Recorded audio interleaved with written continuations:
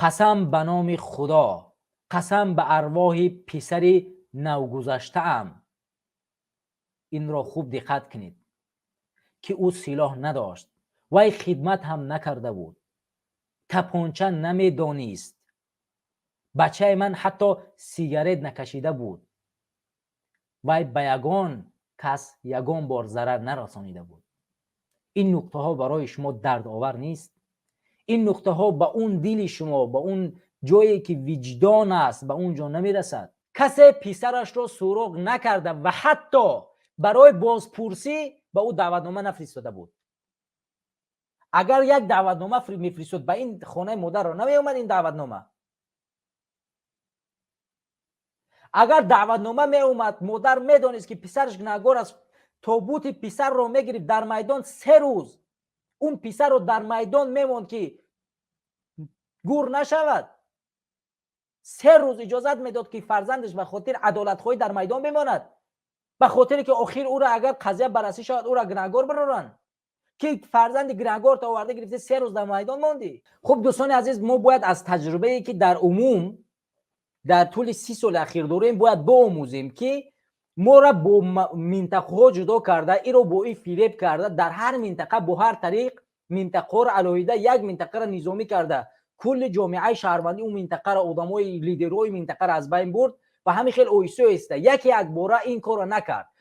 1 سال یک منطقه را، 1 سال یک منطقه را، امروز و چند سال شد نوبت مردم بدخشان شده است و این 3م مرتبه یا اینکه میتونیم بگیم 4م مرتبه است که با این مردم متاسفانه حمله میکنند و الان کلا منطقه را به دست نظامیان داده است و هیچ نیروی در دست این مردم موجود نیست و 4 اشخاص مشخص. شما فکر کنید اگر که رئیس شهر خروق هر کسی باشد، ولی رئیس ولایت کی است؟ امنیتی است، نظامی است.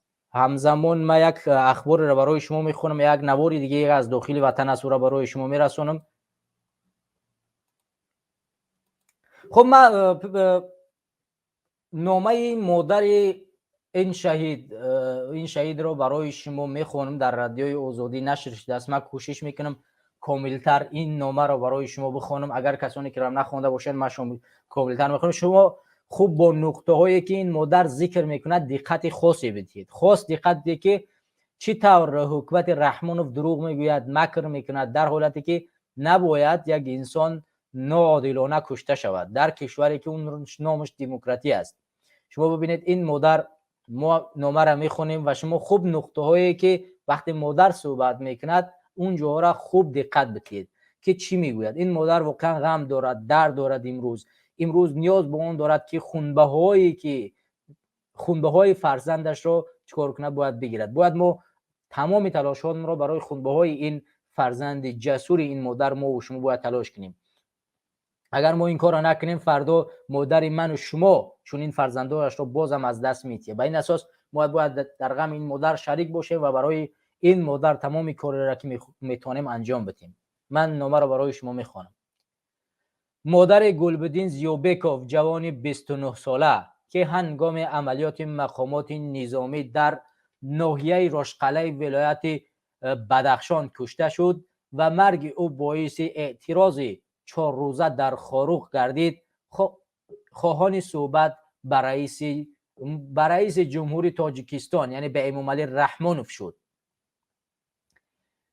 پیویتسمو عبدالمنانова مادر گلبدین روز 1 دکبر در صحبت با رادیوی آزادی گفت مقامات بدخشان عرضش را نشنیدند و میخواهد دادش را به رحمانوف رساند.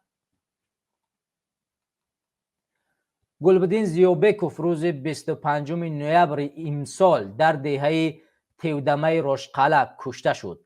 مقامات گفتند او تقریبا 1 سال پیش یاور دادستان ناحیه را گروگان گرفته بود و با گمان گروگانگیری، دوستان در تلگرام ننویسین، و برانگیختن محلگرایی جستجو می شد، ولی در عملیات بازداشت با سلاح مقابلیت نشان داد و زخمی کرده شد.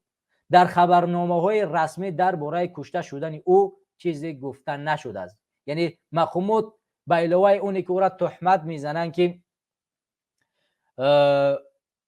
او دعوت شده بود و مقابلیت نشان داد در وقت دستگیری، در وقت عملیات، باز از کشته شدن او خبر نمیتین. میگویند که ما او را یعنی مجروح کردیم، زدیم ولی کشته نشده، اون جراحی برداشته است. اما شهید شدن اون چیزی نمیگویند که این نفر را شهید کردند. خب میگذاریم با صحبت مادر این شهید. پیویتسما عبدالمؤمنووا، بله، مادر گلبدین زیوبکوف در صحبت با رادیوی آزادی گفت قسم به نام خدا، قسم به ارواح پسر نوگذشته ام که او سلاح نداشت، وی خدمت هم نکرده بود، تپانچه را نمیدانست، بچه من حتی سیگارت نمیکشید، وی به یگان کس ضرر نرسانیده بود. شما صحبت های همین مادر غمزده رو ببینید. من دوباره این صحبت ها رو میخوانم، شما ببینید. قسم به نام خدا، قسم به ارواح پسر نوگذشته ام. این را خوب دقت کنید که او سلاح نداشت، وی خدمت هم نکرده بود، تپانچه نمیدانست، بچه من حتی سیگارت نکشیده بود، وی به یگان کس یگان بار ضرر نرسانیده بود. این نقطه ها برای شما درد آور نیست؟ این نقطه ها به اون دل شما، به اون جایی که وجدان است، به اونجا نمیرسد؟ این کسانی که در امنیت کار میکنید، این حرفا به وجدان شما نمیرود برسد؟ کسانی که تا امروز بیدار نشده درباره مردم نیستید، همین حرفا رو یک بار گوش کنید. همین رو تصور کنید که مادر شما بعد از آنی که یک فرزندشون ناعادلانه میکشن همین حرفا رو میزنند. مادر خود را تصور کنید. اگر که مادر باشید، فرزند خود را تصور کنید. اگر پدر باشید، فرزند خود را تصور کنید. اگر جوان هستید، مادر خود را تصور کنید که در نمونه گذشتن برادرتان، خواهرتان، خودتان اگر گذشتید، مادر شما این گونه غمگینانه و این گونه حرف بزند. آیا وجدان شما این را قبول میکند که امروز خاموشی را اختیار کنید، امروز ظلم کنید بالای مردم؟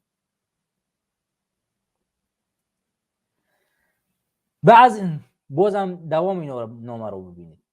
بعضی از شاهدان میگویند آن روز در دست گلبدین زیوبکوف سلاح ندیده بودند. یا که بعضی شاهدان، زیاد از شاهدان، من روز اولم نامه شاهدان رو که در پامیر دیلی نیوز نشر شده بود برای شما خواندم. شاهدان کسانی که در همونجا بودند، اونا گفتن که وقتی ما بیرون برآمدیم در حال ما را همون زمان گرفتن رومون طرف همون مغازه که از داخل اون برآمدیم، طرف اون مغازه دستامون رو بالا کردن، گفتن اون طرف اصلا نگاه نکنید. حتی اجازه این نگاه ندادن که یک انسان رو چخیل به قتل میرسونن. شما ببینید، آدم رو بی‌رحمانه میکشن، شهید میکنند، با مردم رو نمیبینن که طرف اون نگاه کنند. در تلویزیون های دولتی بدخشان همچون دلیل یک تپانچه را به تیر و تیراندازش نمایش داده، گفتن که او به گلبدین زیوبکوف تعلق دارد. در تلویزیون های دولتی با دروغ و بهتان یک تپانچه را گرفتن، در قد کوچه پرتافتند و گفتن از فلانی است. آخه باشد همون ویدیو یک تپانچه را توانستید نوار بگیرید، حد امکان در وقت همونی که اون به سر شما تیر خالی کرد نمیتونستید یک نوار بگیرید؟ چرا نوار از روند همین دستگیر شوی را شما به نشر نمیرسانید؟ همون قدر حکومت شما توانایی پیشرفت نکرده است که در وقت دستگیر کردن اگر یک گناهکار، یک مجرم، کسی که باشه، همون وقت یک کامera با خود ببرد، به نوار بگیرد، به تصویر بکشد این فاجعه را. بعد یک سلاح خالی را با یک تپانچه میگیرید، در یک جامعه پرتاید میگوید که فلانی آدم کشته است. شرم، ننگ، ناموس در شما اصلا وجود داره؟ وجدان اصلا در شما هست؟ انسانیت اصلا به گوش شما، به کنار شما میگذره؟ اصلا شما از مادر تولد شده که نمیفهمم خر، سگ، شما انسان اصلا تولد کردگی است؟ اگر از انسان تولد شدید، شیر انسان خوردید، باید حد امکان به درد این مادر برسید، بفهمید این مادر چی میگوید. همین مادر شما است. بنی آدم اعضای یکدیگرند که در آفرین یک گوهرند. چون عضو به درد آورد روزگار، دیگر عضوها را نماند قرار. یه انسانی که امروز در حکومت کار میکنه، هر جایی که کار میکنی حرفا رو بشنو، فردا نوبت خودت از فکر نکن که دائم میمانی. هیچ وقت ظالم باقی تا آخر نمانده است.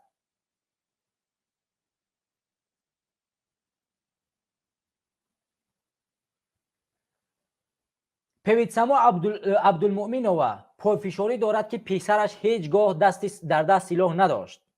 وی گفت دوام 10 ماه اخیر بعد آنکه گروگانگیری دادستان روی داد، کسی پسرش را سراغ نکرده است و حتی برای بازپرسی به او دعوتنامه نفرستاده بود. شما ما همینجا رو برای شما خوب نشان میتیم. نگاه کنید.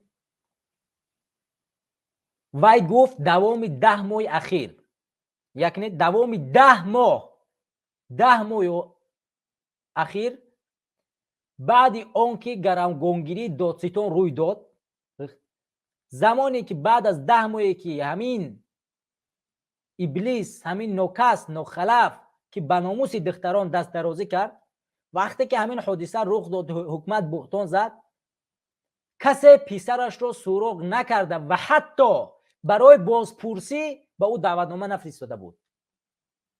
اگر یک دعوتنامه میفرستاد به این خانه مادر را نمی اومد این دعوتنامه. اگر دعوتنامه می اومد، مادر میدانست که پسرش گناهکار است، تابوت پسر را میگرفت در میدان 3 روز اون پسر رو در میدان میموند که گور نشود. 3 روز اجازت میداد که فرزندش به خاطر عدالت خواهی در میدان بماند، به خاطر که آخر او را اگر قضیه بررسی شود او را گناهکار برارن. که فرزند گناهکار تا آورده گرفته 3 روز در میدان ماندی.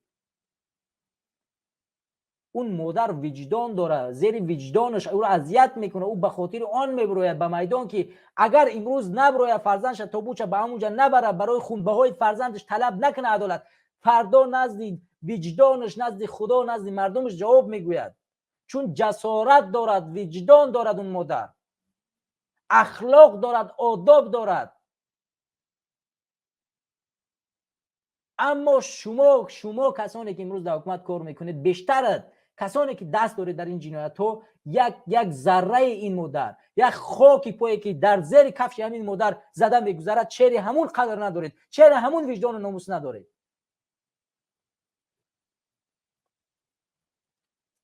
دوام نامه را میخونیم.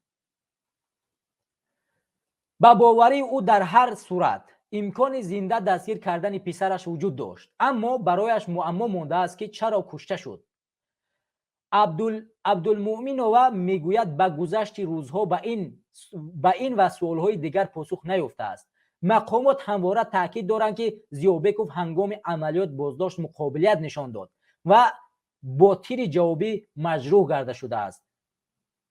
نگاه که کشته نشده است، میگن مجروح کرده شده است.